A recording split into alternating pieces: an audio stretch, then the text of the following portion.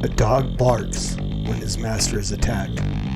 I would be a coward if I saw that God's truth is attacked and yet would remain silent. John Calvin. Telling a woman that she can't be an elder is a nonsense rule. If they claim to be in the body, we let them have it. Donald Trump is going to win in 2020 by an absolute landslide. Heretics Christianizing the American dream. I said that that many LDS folks and I love the same Jesus. I still believe that. Sowing is a blessing from God to make you rich. Treating Jesus like a lottery ticket. The Lord spoke to my heart. Been very few times I've ever heard God be this articulate with me. And I'm telling you word for word, these words came into my heart. I'm not asking you with me. I'm asking you to brush your hair. Rebuke sharply, that's what God commanded. Hey, what's going on, everybody? Welcome back to The Master's Dog, episode 156. I am your host, Norm, the Master's Dog Dunham, aka the Evangelical Norm. Yes, it's me. I've been gone for about a month. Just time constraints and things, and who knows? The list is never ending of excuses why I have not done an episode in over a month. But here I am, really playing catch up. So today is the day we are going to play catch up. I think part of it is it's just been week after week after week from our friends at Saints Unscripted of nothingness. So, again, a little background. Master's Dog is a podcast I do dealing with false teachers and false doctrines and so on. Anything that comes against the truth of God's word, as it says in the introduction, the beginning of the intro video, I bark. When God's truth is attacked, I make a noise. And so this started out as a podcast called Faith and Beliefs Refuted, and I was simply responding to the LDS podcast, which at the time was called Three Mormons, became Saints Unscripted when Nelson said you couldn't be called Mormons anymore, and so they took that out. They called it Saints Unscripted. They started a segment of their podcast called Faith and Beliefs, and they were talking about the Articles of Faith. And I saw that, and I said, I want to respond to each and every one of these to show how those articles of faith, what they really are, and how they don't line up with mainstream Christianity. Well, they continued on after the 13 articles of faith and doing issues on doctrine and theology and so on. And so I made a commitment that I would respond to every one of those videos. And up to this point, I have done that. Some of them not completely to the video, which you'll see today.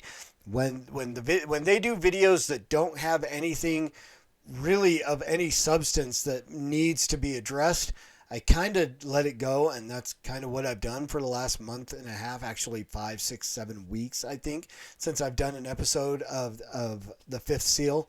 I think I've done a couple of false teachers of the week, or not the Fifth Seal, the Master's Dog. I just finished an episode of the Fifth Seal, so I'm, again, playing catch up. All this is going to run together. You get Norm uncut and unscripted and blooper reel in your face. So it's been almost a month and a half since I've done an episode of the Master's Dog, and it's been a lot of stuff that really is kind of pointless. They did an episode on what it looks like to go to an LDS church service. Okay, nothing really crazy going on with that, except for the fact that they really didn't get into talking about the sacrament. Here's the only thing I'll talk about. If you really want to see how much Mormonism is based in the occult and like along the lines of witchcraft. Witchcraft is the only thing that I know of where rituals have to be word for word. Having been a Wiccan for a period of time, having been to a coven and so on, watching them cast spells, it is very important that you do those things word for word, verbatim right, because any mistake can have catastrophic results in those things. And so this is what happens in an LDS church service, especially during sacrament meeting. So you have what they call the sacrament, which we as Christians would call communion, except for the fact that they use water, which is, Jesus shed his blood for his bride. He shed his blood for those that he died to save. He made a covenant with a cup of wine representing his blood. To take that, and again, he had turned water into wine, to take what he uses and essentially reverse that miracle he did and reverse the wine into water. Insult among insults among insults to the Lord. I mean, that is literally biting your thumb, thumbing your nose. You pick your cliche for shaking your fist at the heavens, and that's what they do with their sacrament. But the sacrament is prepared and administered by the only real thing that the Aaronic priesthood, which doesn't exist, Jesus did away with it by being the final sacrifice for sin. The Aaronic priesthood was no longer needed, but the only thing the Aaronic priesthood in the LDS Church does, really, truly does, they go walk around on Fast Sunday and collect fast offerings from people who can't show up to church. I've done that in the past. They prepare and administer the sacrament, or communion. The deacons, the 12 to 14-year-olds, they get to carry it and pass it and take it around to all the people sitting in the pews. The teachers, the 14 to 16-year-olds, they get to prepare it. They get to be in the back room pouring water into the little cups, and usually with unwashed hands, applying the unbroken bread, usually two slices or a slice and a half per tray. Usually you have 8 trays that get passed around the room if you have enough priesthood members in a big enough room. So when I was a teacher, we did a slice and a half. So, went through 8, 9, 10, 11, 12 slices of bread, right, and put them in there. And then the priests, the 16 to 18-year-olds, they bless it and they get to tear up the bread, is what they do. So, and in blessing it, they have to pray a specific prayer. And this is where you'll see kind of the issue of what I would consider to be witchcraft come into play in an LDS service. If the priest does not say the prayer exactly right, once he finishes prayer, you're going to see that particular priest. There's 2 of them. One will say the prayer over the bread. One will say the prayer over the water. And I'm trying to remember which one is done first. I don't honestly remember. I think the bread is passed first and then the water, but I'm not 100% sure. I'm pretty sure that's the way it goes. But one will pray over each. That priest who said the prayer will look back at the bishop and essentially give the thumbs up or thumbs down on whether or not he has to do it again. I have literally been in a room and watched a priest get so flustered that the first counselor from the bishopric came down and prayed the prayer over the blessing of the bread. Watched it happen. But essentially, you get this. This is the prayer. O God, our eternal Father, we ask thee in the name of thy Son, Jesus Christ, to bless and sanctify this bread to the souls of all those who partake of it, and witness unto thee, O God, the eternal Father, that they do this in remembrance of thy Son, that they do always remember, and that they may have his Spirit to be with them. And basically, I don't remember the whole thing. I used to have the whole thing memorized.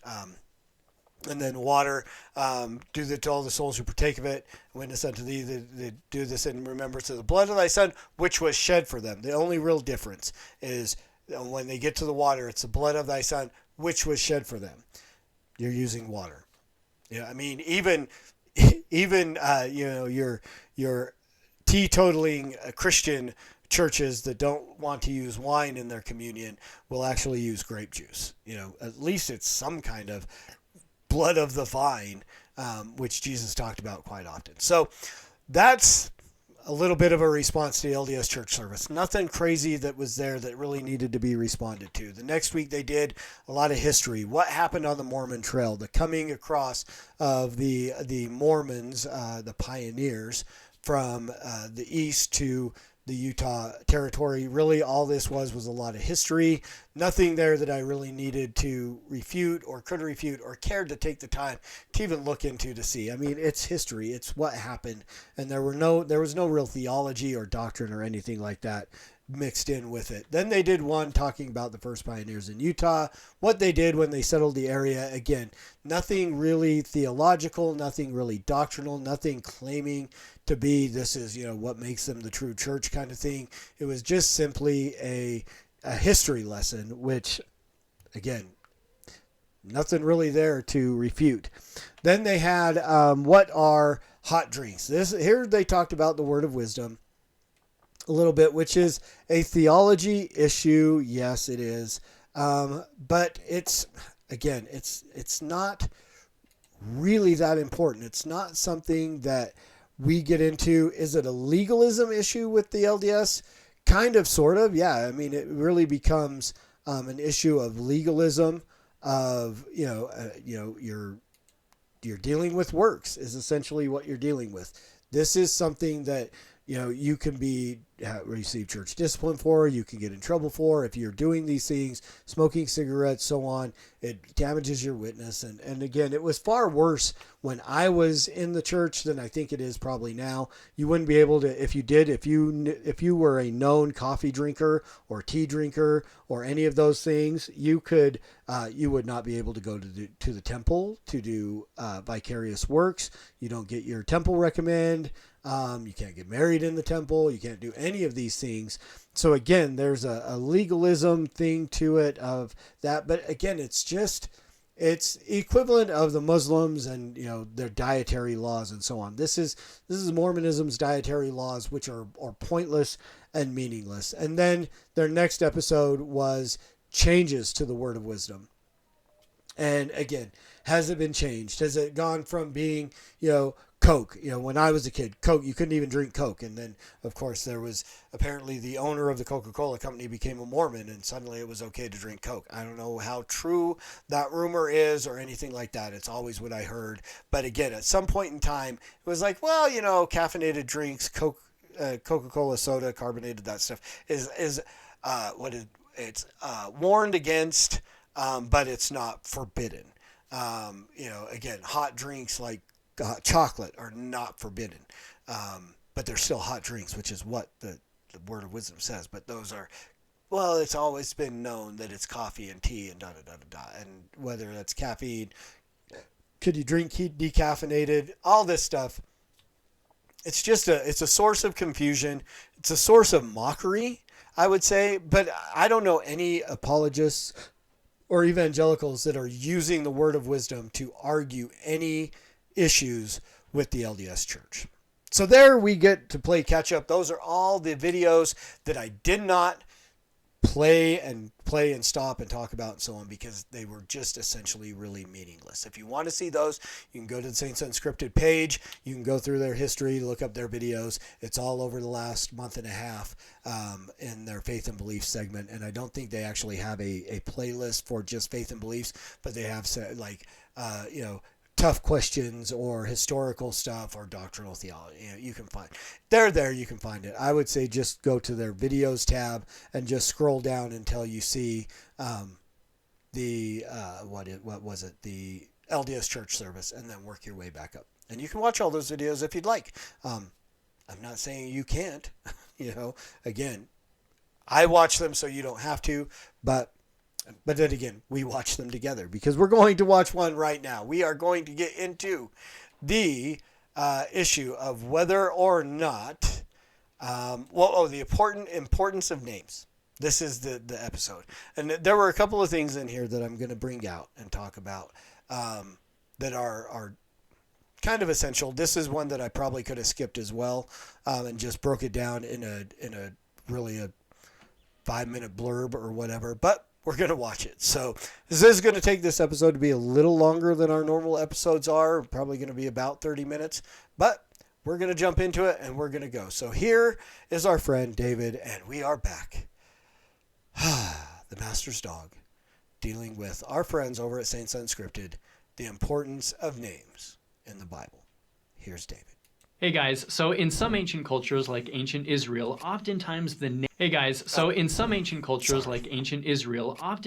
name given to a person or place told you something about that person or place. For example, in Genesis 32, after Jacob wrestles with a divine being, we read, "And Jacob called the name of the place Peniel, for I have seen God face to face." In Hebrew, Peniel means facing God or face of God. It's not just a name Jacob thought sounded cool. It tells you something about that place. In Hebrew, Jacob means, among other things, supplanter. You'll recall that earlier in Jacob's life, he pretended to be his brother Esau and tricked his father Isaac into giving him his brother's birthright. Jacob was a supplanter. But after his wrestle with a divine being, we read, "Thy name shall be called no more Jacob, but Israel, for as a prince hast thou power with God and with men, and hast prevailed." In Hebrew, Israel means, among other things, a man who wrestles with God, or one who prevails with God. In this episode, we're going to look at how understanding names in Scripture can often unlock additional meaning, both in the Bible and in the Book of Mormon. Okay. So what I want us to notice as we go through this is he's going to go and he's going to do more stuff from the Bible. We have absolute definitions and thousands of years of scholarship that gives us what these names were defined as in Hebrew and so on, that gives us these names. Then notice what happens when we get into the Book of Mormon stuff, and that's what I will point out. All right, so let's look at a few more biblical examples. We just talked about Jacob supplanting Esau. Genesis 25 somewhat graphically describes Esau's birth, and the first came out red all over like a hairy garment, and they called his name Esau. Believe it or not, Esau means hairy. In 1 Samuel 25, a guy named Nabal offends David. In Hebrew, Nabal means fool or foolish. Nabal's wife pleads with David to forgive her husband. She says, "Please let not my lord regard this scoundrel Nabal, for as his name is, so is he. Nabal is his name, and folly is with him." Now, did Nabal's parents really name him Fool? Really, that's your real name? How dare you? Maybe. It's also possible that this was a nickname, or that an editor of this story changed or satirized the name to drive home a point. What did you call me? Wordplay with names also shows up in the Book of Mormon. Okay. So here's one thing that they're going to do. Nabal. Was his real name Nabal? We have no reason to believe that it wasn't. Why would his parents name him Nabal? Fool. Who knows? Who knows? Any number of things. Could it be a nickname? Guess it could. Yes, he could have been, someone could have called him Nabal later on, and that's a name that just stuck, and that was the name that he was known by. Yes. What did not happen is a later writer did not take and change the name to satirize it. This would be strictly verboten in translating the Bible, as we have seen, and we have example of after example and years of how we know that the Old Testament was transcribed from one scroll to another and translated. And I mean, it wasn't translated. It was always written in Hebrew. So it was transcribed one to another. No transcriptionist, no scribe would ever dare change a word to satirize it. But the reason why a Mormon will tell you this is because of the changes that have happened, and they want to be able to go back and go, well, it might have happened in the Bible, although there's absolutely no evidence, but we know that it happened in the Book of Mormon. We have absolute evidence that thousands upon thousands of changes have been made to the Book of Mormon over the years. This is what happens when you don't do a video for 5 months or 5 weeks, 6 weeks. You lose your voice rather quickly. Excuse me, I apologize. So again, but this is pointed out, and this little thing is planted, this seed is planted to try to use that against the listener and the watcher later. Know this, there is no scribe, and we have enough ancient manuscripts and so on to go back and know that this wasn't done by a translator of the TNIV in 2010 or whatever, right? This is absolutely, we know this is what was written thousands of years ago, and no scribe would ever dare to change or satirize a name as they transcribed and transposed from one scroll to the next. In Alma 27:22, the Nephites say, "This land, Jershon, is the land which we will give unto our brethren for an inheritance." And 2 verses later, we read again, "This we will do unto our brethren, that they may inherit the land Jershon." Scholars Stephen Ricks and Matthew Bowen agree that in Hebrew, Jershon would have meant place of inheritance. Okay, now here we don't have an absolute translation in Hebrew. There's nothing, but these scholars agree that it would have meant. We have nothing to go on except speculation that it would have meant this. Joseph could have made up any name, and these guys are probably going to come and go, well, and it's, again, if you pause and you look at this, I'm going to try to increase the size of, I have to increase the size of my monitor first, and then I'm going to try to increase the size momentarily of your screen so you can read what is written here.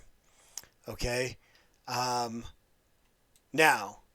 the Nephites allowed them to settle in the land of Jershon. The name, though not found in the Bible, has an authentic Hebrew origin. The root, YRS, meaning to inherit. Okay, I don't see, YRS, Jersh, I guess, is what they're trying to say, means to inherit, with the suffix on that denotes place names, and may have the meaning, place of inheritance. Wilhelm Boré, in his important study, something or other, cites fully 84 ancient Canaanite place names with the ending on in biblical and extra-biblical sources. Okay, so again, we have all this, but again, this is all speculation.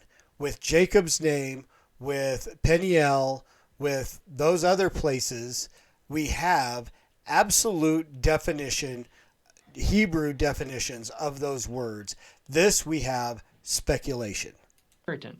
In other words, the writers of the Book of Mormon are likely making a play on words here. Jershon, or place of inheritance, is the place of inheritance. The first author of the Book of Mormon, Nephi, stated that the record was made in the language of my father, which consists of the learning of the Jews and the language of the Egyptians. In accordance...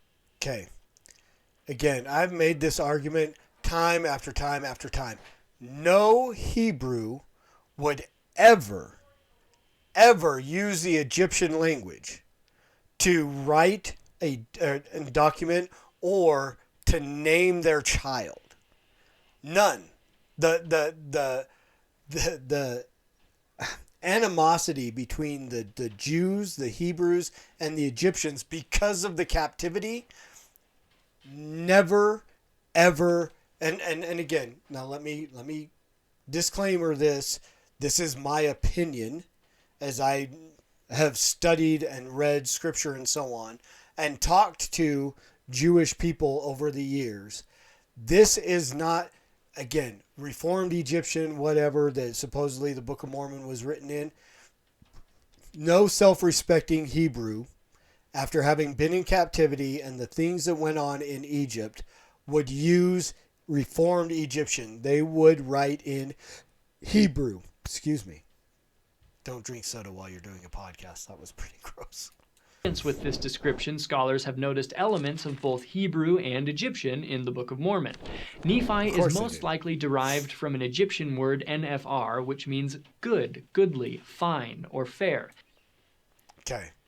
Again, my argument stands, and again, they can come back against that and go, well, that's just your opinion. But my argument stands, and it bears some weight if you look at history.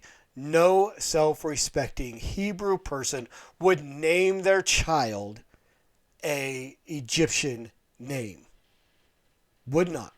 I can't fathom that happening. With again, I mean, the way that the Jews operated throughout history, that's not happening. The Hebrews are not going to, and you can go ask a Jewish scholar about this, but I don't see it ever happening. If that's correct, then it appears that Nephi uses some clever wordplay right out of the gate in the first verse of the Book of Mormon. I, Nephi, goodly, Having been born of goodly parents, therefore I was taught somewhat in all the learning of my father. Yea, having had a great knowledge of the goodness and the mysteries of God, therefore I make a record of my proceedings in my days. It's a play on words. That's great. Go ahead, make your jokes, Mr. Jokey. Joke maker. In the Book of Mormon, the wicked Zoramites would pray from the Rameumptom, which is described as a place of standing which was... I've always laughed whenever I heard that word, Rameumptom. Again, it sounds made up to me. High above the head. The first element of the name is most likely related to Hebrew ram, to be high, to be exalted, and Rama, eminence, high place. The same root that appears in the biblical geographic name Rama, meaning hill. Again, the name fits the thing. One of my favorite examples, again, and it's all speculation because we have nothing to go, this is what the definition of that is Zeezrom. In Alma we read, and it came to pass that there was one among them whose name was Zeezrom. But before the narrator tells us Zeezrom's story, there's a pause while the narrator describes the Nephite monetary system. We learn about all the different units of gold and silver. Notably, one of the units of silver is called an Ezrom. Scholar Stephen Ricks noted that the Book of Mormon proper name Zeezrom may follow a naming pattern parallel to the Hebrew Zesinai, he of Sinai, and may have the meaning he of the Ezrom. The Book of Mormon onomasticon adds that Zeezrom may mean he of silver or money. This makes sense. First, we're introduced to Zeezrom, who is described as essentially a greedy Nephite lawyer. Next, we immediately get a review of what an Ezrom is. Then we immediately jump back into the story of Zeezrom, who tries to bribe Amulek, offering him a hefty sum of silver if he will deny the existence of God. Amulek refuses and says, "Believest thou that there is no God? I say unto you, nay, thou knowest that there is a God, but thou lovest that lucre more than him," just as Zeezrom's name would suggest. As far as I am aware, Joseph Smith never talks about any of this linguistic stuff from the Book of Mormon, which suggests to me that he simply wasn't aware it was there. And remember that the Book of Mormon was published long before Joseph began to study the Hebrew language. None of this proves that he was a prophet, but I imagine that if you were a fraud and had gone to the effort of researching and subtly lacing the Book of Mormon with these intricate linguistic gems, you'd want people to... I don't think that they're intricate linguistic gems. I think it's stretching to reach. I mean, it's apologetic acrobatics, which is what the Mormons have to do quite often. I think it's a stretch to try to make any of those things sound like they're linguistic gems. Know about them. It's something that I have to show you in my book. You'd find a way to tout them up as evidence of your prophetic call. But he doesn't. In my mind, that leaves three options. One, the scholarship must be all wrong and none of these examples are valid. That's where the 70% of my vote goes there. Two, Joseph just made a series of unimaginably lucky guesses. No, but there or is three, another option. This book really is what it claims to be and has traces of ancient influence because it comes from a real ancient record. Of course, whether or not... The fourth option that always is left out, and this is where 30% of my vote goes, is that it was a demonically influenced writing by the enemy. I mean, you can take a lot of the things, whether Joseph just made this stuff up or if he was influenced by demonic influences outside of himself or whatever. There's plenty of possibility that any of this stuff came from that. But again, I see all of these things, these linguistic gems and connections and whatever. I see them as stretches. This is really reaching and scraping the bottom of the barrel to come up with some kind of explanation of why this is. And again, there's hundreds of other possibilities that have now we've been given three of these things that we're supposed to go, look, the Book of Mormon is so amazing. But yet there's hundreds of other names that are simply just made up that have no real connection to Hebrew or anything. Not the Book of Mormon is what it claims to be is a question that you need to find your own answer for, ideally with God's help. But if you're looking for more info about today's topic, check out the links in the YouTube description, watch some of our other videos while you're here, and have a great day. There you go. So there we have it. The Importance of names and just the way that this stuff gets used. Again, there's such an acrobatic stretch into taking this stuff and twisting it around and going, here, look, we can just eisegete this stuff into here and make it, look, it's believable. No, it's not. No, it's not. Zeezrom is a made-up name. Whatever that thing was. I can never remember it, but I laugh every time I hear it. Is a made-up name. Nephi, made-up name. All of this stuff. We have scholarship throughout the Bible that shows us these things, and yes, this is what parents did in Hebrew and so on. That they gave names to their children that had meanings and so on. None of this translates over to the Book of Mormon. The Book of Mormon is a fabrication of either a demonic influence over Joseph Smith or a vivid imagination of one Joseph Smith Jr., which he told many stories and then managed to publish into a book based on golden plates that nobody actually saw, that were always covered up. And the ones that claimed they saw them with the eye of faith. So there you go, guys. Thanks for taking the time. A long episode, I understand. Hopefully I will not get this far behind and we'll keep up with what's going on and you won't have to endure another 30-minute episode of The Master's Dog, maybe just a 20-minute episode, which is probably coming up in the next few days. I'll be dropping one about Emma. Did Emma believe or not in Joseph Smith's prophetic gifting, and why that is an important thing, or if it is even an important thing, and why we should talk about it. So thanks, guys, for taking the time to watch this video. As always, leave me a like, a share, a comment. That helps the algorithm send it out to more and more people. Subscribe if you haven't already. Hit the notification bell. Get all the content that I release here on the Evangelical Norm channel on YouTube. Hopefully much more coming up, some unsolicited episodes. There's a lot of music that's come out since the last episode I did, and so I've got to play catch up over there too. But please take some time to check out the other stuff that I've done. And as always, preach the gospel at all times. Use words. They're necessary. And until next time, Soli Deo Gloria.